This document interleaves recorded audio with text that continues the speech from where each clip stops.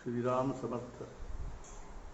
विदेहापदी चालवोनी प्रपंच मुमुक्षु जनालागी अध्यात्म चर्चा करोनी बहुलोक जे मेळवीती नमस्कार त्या ब्रह्मचैतन्य मूर्ती. सद्गुरुनाथ महाराज की जय. जय जय रघुवीर रमण. समर्थ सद्गुरू श्री ब्रह्मचैतन्य महाराजांच्या सद्गुरू ब्रह्मानंद महाराजांच्या कृपेने आपण खरोखर सद्गुरू श्री ब्रह्मचैतन्य महाराजांच्या आणि सद्गुरू श्री ब्रह्मानंद महाराजांच्या कृपेने आपण खरोखर अशा या प्रचंड कोरोना महामारीच्या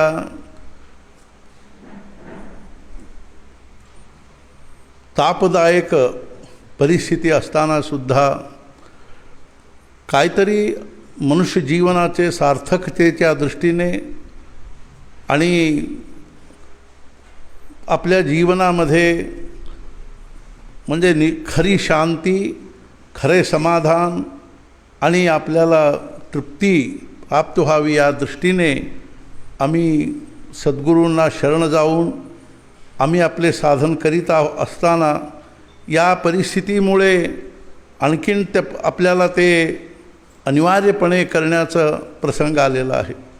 खरोखर आपण या दृष्टीने म्हणजे अनिवार्यपणे आपल्याला आपल्या आपापल्या घरी एकांतमध्ये राहण्याचा प्रसंग आल्यामुळे त्याचा जास्तीत जास्त आपण उपयोग करून घ्यायला पाहिजे या भावनेने आम्ही गेल्या 1 वर्षापासून सारखे काहीतरी उपासना, जप, नामस्मरण, वाचन, पाठ, पारायण, उपासन इत्यादी आम्ही म्हणजे करत आलेलो आहोत.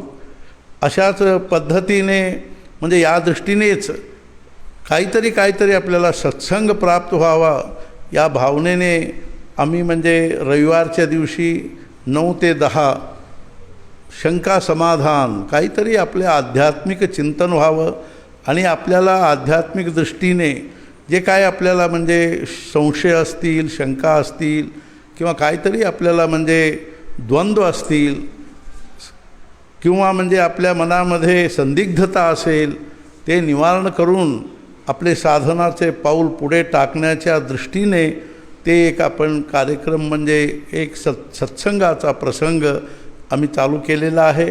ते पण एक रविवार कानडी, आणखीन एक रविवार मराठी असे चाललेलं आहे. दोन्ही प्रांतातल्या जिज्ञासूंना, मुमुक्षूंना, साधकांना काहीतरी थोडंफार सद्गुरूंच्या दिव्य सान्निध्यातून त्यांच्या प्रेरणेने, त्यांच्या कृपेने आणि त्यांच्याच आशीर्वादाने जे काय म्हणजे थोडेफार समाधान व्हावं या उद्देशाने ते चालू आहे. सहज असे असताना आमच्या मनात आले की दोन्ही प्रांतातल्या महाराष्ट्र आणि कर्नाटक या दोन्ही भाषेतल्या साधकांना काहीतरी थोडेसे आणखीन चिंतन व्हावं या दृष्टीने आम्ही शनिवारच्या दिवशी 10:30 वाजता काहीतरी लिहिलेले विचार, सहज आपल्या मनात आलेले विचार किंवा आणखीन कुठेतरी बाबांच्या प्रवचनामध्ये, आणखीन कुठल्या तरी चांगल्या ग्रंथामध्ये असे काहीतरी आपल्याला आपल्या साधनेच्या दृष्टीने अनुकूल होतील असे विचार काहीतरी आपल्याला म्हणजे आपल्या पाहण्यात आले तर ते आम्ही म्हणजे कर्नाटक आणि महाराष्ट्र दोन्ही साधकांना उपयोग व्हावं या दृष्टीने थोडेसे ते आम्ही रात्रीच्या 10:30ला हे 15-20 मिनटाचं कार्यक्रम किंवा प्रसंग सत्संगाचं आम्ही करत आलेलो आहोत काही शनिवारपासून.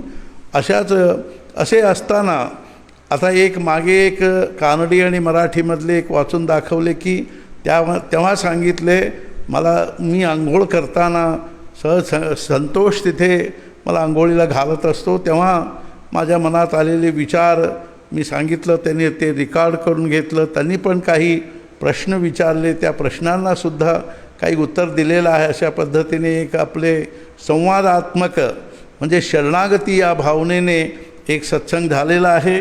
असेच आणखीन एक सत्संग तेव्हाच म्हणजे अंघोळीच्या वेळीच झालेला आणखीन ते म्हणजे आज कानडीमध्ये वाचून झालेला आहे मागच्या शनिवारी. आता मराठीमध्ये त्याचेच अनुवाद ते कानडीमध्ये लिहिलेले पहिल्यांदा रेकॉर्ड केलेले मी शिवमोग्याला पाठवून देतो. आणि तिथे शशीधर कुलकर्णी म्हणून जे साधक आहेत त्यांनी ते शब्दनशब्द लिहून काढतात. मग ते मला पाठवले. त्याच्यामध्ये म्हणजे सूत्रबद्धता सांगण्यामध्ये काहीतरी कमी जास्त झालेले असतात, म्हणून त्याला एक व्यवस्थित वाक्याचं स्वरूप संदर्भ वगैरे बघून ते सगळे नीट करून मी पुण्याला वगैरे किंवा बेळगावला पाठवित असतो. आणि ते बेळगावला किरण कुलकर्णी किंवा पुण्याला आपले ते कानडी म्हणजे मातृभाषा असलेली सोनी म्हणून आहेत कुलकर्णी, आणि ती अश्विनी कुलकर्णी, आणि तिचा नवरा म्हणजे श्रीपाद कुलकर्णी. ही कानडी वाचते आणि थोडं मराठीमध्ये सांगते, आणि श्रीपाद ते व्यवस्थित करून लिहून टाईप करून मग त्यांनी ते लिहिलेले किंवा टाईप केलेले ते मुंबईला पाठवतात. डॉक्टर दफ्तरदार म्हणून आहेत तिथे, त्यांच्याकडे पाठवतात. आणि ते आणखीन एकदा नीट ते बघून मग ते परत इकडे पाठवतात. तेव्हा आम्ही त्याला आणखीन एकदा बघून मग मी वाचण्याचं हे म्हणजे उपक्रम करतो. अशा पद्धतीने हे एक संवादाचं एक कार्यक्रम चाललेला आहे. संवाद असेल किंवा काहीतरी चांगले विचार आपल्या साधनेला किंवा आपल्या म्हणजे परमार्थाला अध्यात्माला पूरक प्रेषक आणि अत्यंत म्हणजे आपल्याला मार्गदर्शक असे विचार आम्ही म्हणजे हे आपल्या आपसात म्हणजे त्याचं म्हणजे चिंतन करून घेऊ या भावनेने ते वाचण्याचं एक उपक्रम आहे. आता मी ते वाचतो आहे. मराठी कानडी वाचलेलं आहे. मराठीच्या अशा पद्धतीने ते तयार होऊन आलेले विचार आपल्या पुढे मांडतो आणि विचार वाचतो. आणि आपण हे सगळे आपल्या ऐकून याच्यामध्ये म्हणजे जे काय म्हणजे तुम्हाला चांगले वाटतील ते विचार आपल्या मनामध्ये चिंतन करा.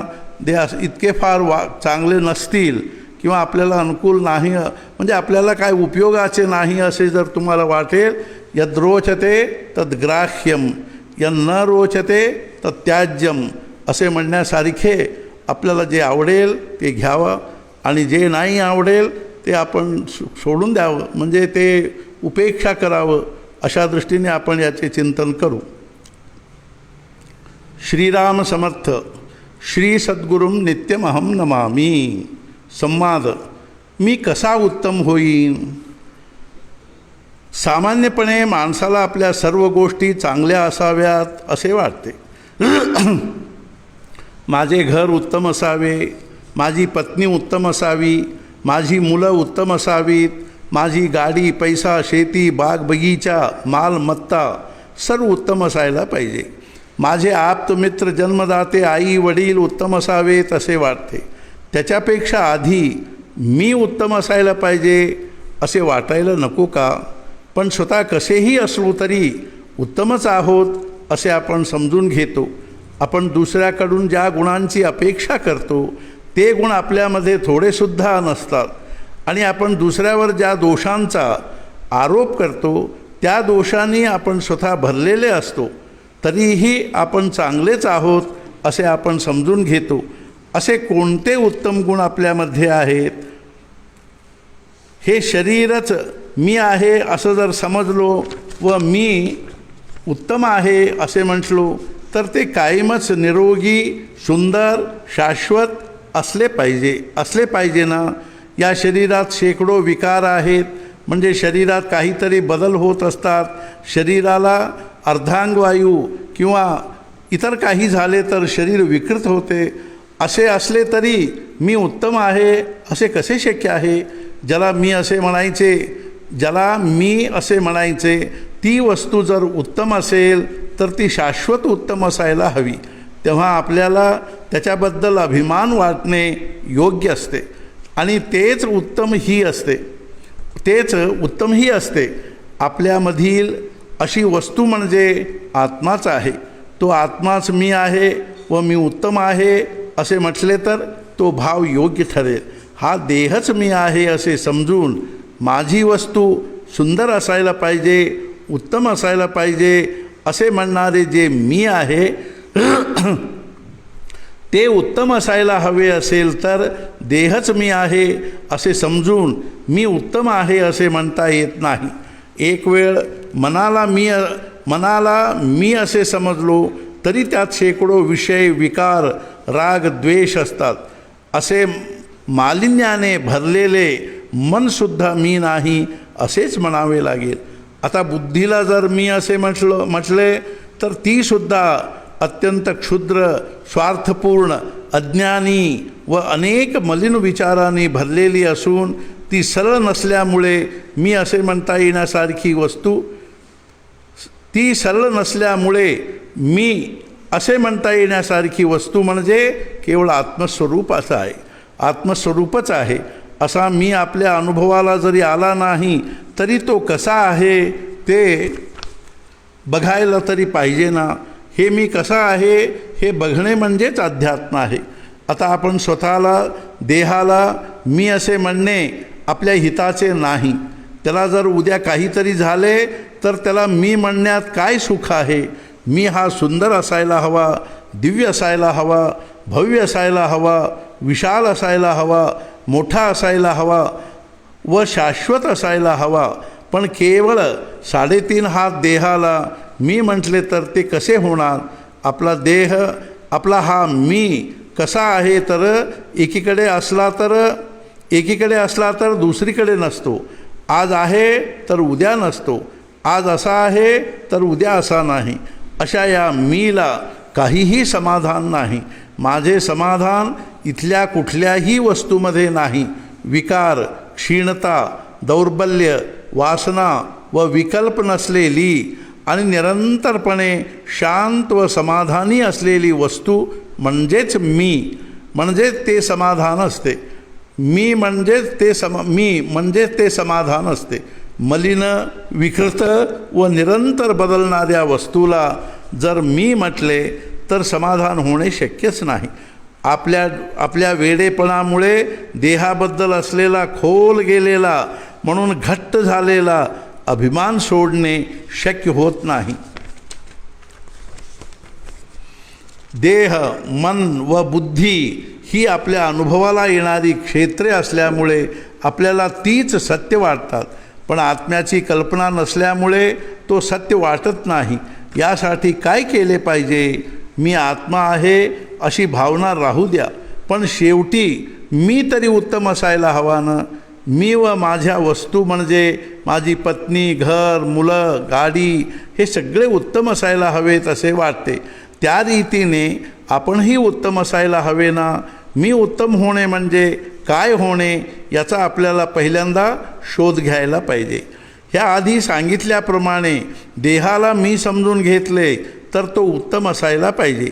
उत्तम होणे म्हणजे त्यात एकही न्यूनता नसावी. आज मला मी वाटणारा देह खरा वाटला तर 24 तास, 7 दिवस, 12 महिने असाच असायला हवा. पण तसे नसते. मग हा देह म्हणजे मी नकोसा वाटतो. एखादी वस्तू माझी असूनही जर उत्तम नसेल तर त्याने आपल्याला त्रास होतो. एक वेळ मनाला मी असे समजले तर ते शेकडो विचार, काळजी व भयाने भरलेले आहे. असे ज्याला मी म्हणायचे आहे ते किमान आपल्या हातात असले पाहिजे. हा देह, मन किंवा बुद्धी यांना मी म्हटले तर आपल्याला जसे पाहिजे तसे ते असायला हवेत ना. तरच त्यांना मी म्हणण्यात सार्थकता आहे. मी कधीही आजारी पडू नये असे म्हटले तरी ते आपल्या हातात नाही. ते जे आपल्या हातात नाही त्याला जर मी म्हटले तर त्याला काही अर्थ नाही. तरी पण आपण व्यवहारात माझा देह, माझे पाय, माझे हात असे म्हणतो. हा देह जर मी किंवा माझा आहे तर त्याने माझे ऐकले पाहिजे ना. पण तो कुठे माझे ऐकतो. कुठल्याही दृष्टीने तो ऐकत नाही. ताप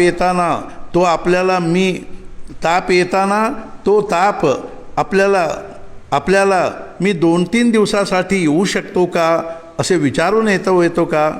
आणि आज अनुकूल नाही, उद्या ये असे आपल्याला म्हणता येईल का. काहीही माझ्या हातात नसल्यामुळे देहाला मी किंवा माझा असे म्हणण्यात काही अर्थ नाही. मनाला मी असे म्हणून घेतले तर ते आपल्या स्वाधीन नाही. मी हे असे असायला पाहिजे, मी हे असे असायला पाहिजे की माझे समाधान माझ्यातच असले पाहिजे. असमाधानात असणारा देह मन कधीतरी कुठल्या तरी उपयोगाचे आहे का? नाही. म्हणजे उत्तम असलेला मी शोधला पाहिजे व मी तोच झालो पाहिजे.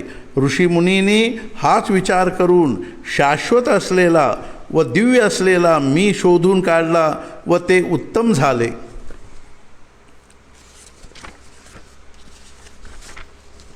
आपण त्यांच्या सारख्यांच्या सहवासात राहून त्यांना शरण जाऊन आपण आपल्या दिव्य व शाश्वत असलेल्या मीचा अनुभव घेऊन उत्तम झाले पाहिजे.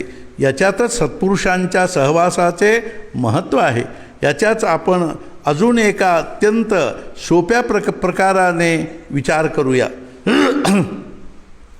अशा नवऱ्याची मी बायको असे म्हणून घेण्यात पत्नीला एक अभिमान, एक मोठेपणा असतो नाही का? मी मुख्यमंत्र्यांची बायको, DC ची बायको, SP ची बायको असे म्हणून घेतात. ते स्वतः काही नसतात. एक वेळा तर ती फक्त 5वी पास झालेली असते किंवा नसते. माझे वडील मास्तर होते म्हणून लोक माझ्या आईला मास्तरीणबाई असे म्हणत असत. बेलसरे बाबांनी त्यांच्या प्रवचनात सांगितले, डॉक्टराशी लग्न झाले तर बायको डॉक्टरीन झाली, तर मास्तराशी लग्न झाले तर बायको मास्तरीणबाई होऊन जाते. अध्यात्मातही हा एकच उपाय असतो. त्या दिवशी संबंध ज्या दिवशी संबंध निर्माण केला तरच आपल्याला त्या दिव्याशी संबंध निर्माण केला तरच आपल्या दिव्यता येते. तेव्हा आपल्यातले विकार व वैषम्य सगळे क्षम्य होऊन जातात. ब्रह्मानंद महाराज काय सुंदर होते का? मारुती काय सुंदर आहे का? पण त्याच्या कार्य असलेल्या कांडाला सुंदरकांड असे म्हणतात. श्री महाराजांच्या संबंधातूनच आपल्याला उत्तमता प्राप्त होईल. या देहाशी संबंध ठेवून उत्तमता मिळणार आहे का? श्री महाराजांच्या संबंधातूनच आपण शेवटपर्यंत उत्तम राहू. भाऊसाहेब अतिवृद्ध झाले तरीही शेवटपर्यंत ते उत्तमच होते. तसे आपण भगवंताचे व महाराजांचे झालो तर आपण व आपले सगळे उत्तमच होईल. आत्मज्ञानी व त्यांचे कामक्रोध लोभ सर्व दिव्यच. श्री तुकामाई हे तर जगद्वंद्यच. त्यांचा देह, त्यांचा राग हे कोण पाहिले? ह्या मीने असल्या दिव्य मीशी संबंध ठेवला पाहिजे. ह्या मीने असल्या दिव्य मीशी संबंध ठेवला पाहिजे. एवढेच नव्हे तर संबंध ठेवल्यानंतर आपल्याकडूनही त्या प्रतीची प्रतिक्रिया आली पाहिजे. DCच्या घरातील गडी माणूससुद्धा अत्यंत रुबाबात राहतो. तसेच आपल्यातही संतांमध्ये असलेला गुण आला पाहिजे व त्यांना उत्तम वाटेल असे आणि शोभेल असे जरी झालो तरी आपण जगाला उत्तम वाटतो. आपण केवळ महाराजांचे आहोत असे म्हणतो, पण त्यांचे गुण जर आपल्यात आले नाहीत तर त्याचा काय उपयोग आहे? म्हणजे त्यांच्या संबंधात येऊन कसे राहिल्याने त्यांना उत्तम वाटेल तसे आपण राहणे महत्त्वाचे आहे. त्यांना आपण नामस्मरण उपासना करीत राहणे उत्तम वाटते. ते सगळे सोडून फक्त गप्पा मारीत, TV पाहत किंवा असेच काहीतरी करीत बसलो तर कसे काय होईल? कोणीतरी तुमच्या मुलाविषयी विचारले, काय करतो वगैरे, तर आपण त्यांना सांगू की काय करू? त्याला सांगून दमलो आहे. आपल्या पोटी जन्माला आला आहे त्यामुळे त्याच्या पोटापाण्याचे व कपडे लत्त्याचे बघतोय. एवढेच नाही तर माझा मुलगा असे सांगायला सुद्धा आम्हाला वाईट वाटते. प्रश्न, ते दिव्य गुण आपणच घ्यायचे असतात का? त्यांच्या पोटी जन्म झाला म्हणजे त्यांचे थोडे तरी गुण आपोआपच पण हळूहळू येत असतात. तरी आपल्याला सुद्धा प्रज्ञा असायला हवी ना. एक वेळ संपूर्ण वेडा असला असता तर प्रश्नच राहिला नसता. बाकीच्या दुर्गुणांना आणि दुर्व्यवहार करायला भरपूर बुद्धी आहे, पण आपण सद्गुरूंचे झालेलो असल्यामुळे आम्हाला सद्व्यवहार करणे व सद्गुरूविषयी भावना ठेवायला आले पाहिजे ना. किमान त्यांच्या घरात राहतो या दृष्टीने तरी ही बुद्धी असली पाहिजे. आपण कुठेही असलो तरी त्यांचेच घर असल्यामुळे त्यांच्याच घरातच राहून असले सगळे करतोय, मग आपल्याविषयी त्यांना समाधान वाटेल का? शेवटी श्रीरामकृष्णांचा शिष्य हृदयच्या परिस्थितीसारखं होईल. पुढे तो साड्यांचे गाठोडे डोक्यावर ठेवून गल्लीत साड्या विकून उदरनिर्वाह करीत असे. प्रश्न: श्री महाराजांना त्यांचे सद्गुरू श्री तुकामाईंची सेवा करताना भूक निद्रा अशी कुठलीच जाणीव नव्हती. हे कसे? ती अवस्था कशी येते? होय, श्री महाराजांचा देहभाव पूर्णतः शून्य झाला होता. त्याला तुर्यातीत अवस्था म्हणतात. पण आपल्यासारख्यांना देहभावात राहिलो असल्यामुळे सर्व हवेशे वाटते. ज्ञानेश्वरीत लिहिले आहे, आत्मज्ञानाला त्याचा देह पडलेला किंवा मेलेला सुद्धा कळत नाही. तेवढा तो देहभावाच्या विस्मृतीत असतो. ती एक मानसिक अवस्था आहे. आपल्याला सध्या देहभावाची मानसिक अवस्था असल्यामुळे केवळ देहाशी संबंधित विषयांचे निरंतर विचार असतात. असे संत त्यांच्या आत्मस्वरूपाच्या भावनेत असल्यामुळे त्यांना त्यांच्या देहाचे नाव व पत्तासुद्धा लक्षात येत नाही. ती खूप पुढची अवस्था असली तरी ती सगळ्यांना येण्यासारखी आहे. आता MDचा अभ्यास करणे खूप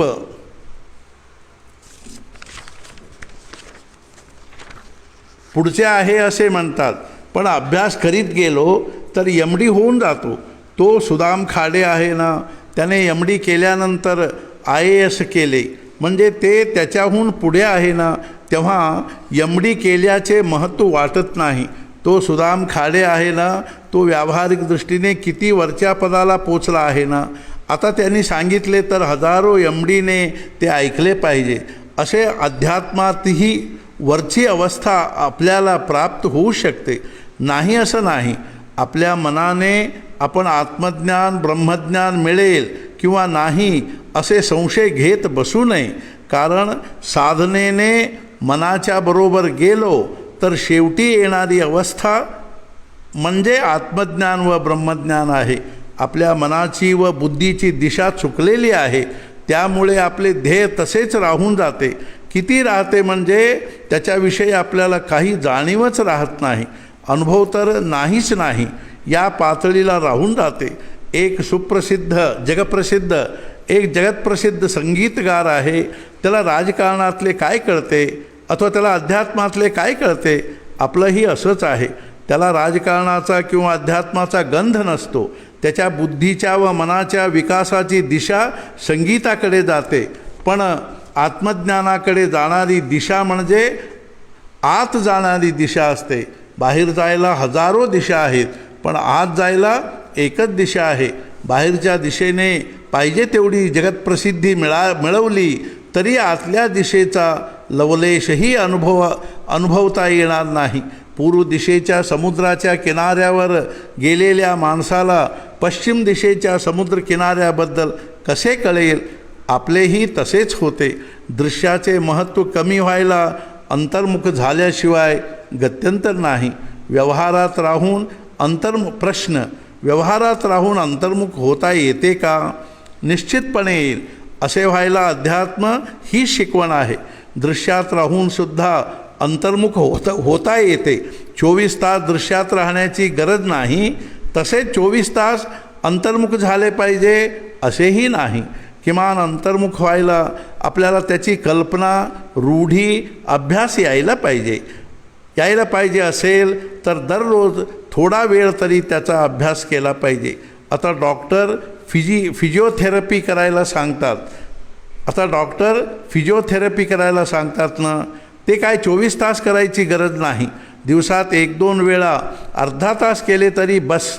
पैलवानाला शक्तिप्रदर्शन करायला 24 तास व्यायाम करण्याची गरज नसते. तसेच आता आत जायला मनाला सुद्धा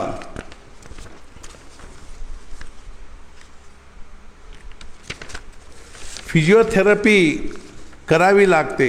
ती जर सवय झाली तर व्यवहारात राहूनसुद्धा मनाला आत घेऊन जाण्याचा अभ्यास व आतला अनुभव येत राहिला तर त्या दिशेला प्रगती होईल. लग्न करून MA PhD करतात, लग्न करून MA PhD करतात ना, त्याच्यामुळे त्यांच्या प्रपंचात काहीही गडबड होत नाही. थोडा वेळ काढावा लागतो एवढंच. प्रपंचात राहून संगीत, नृत्य अशा शिकवणीला जाऊन उत्तम नर्तक, गायक होतात.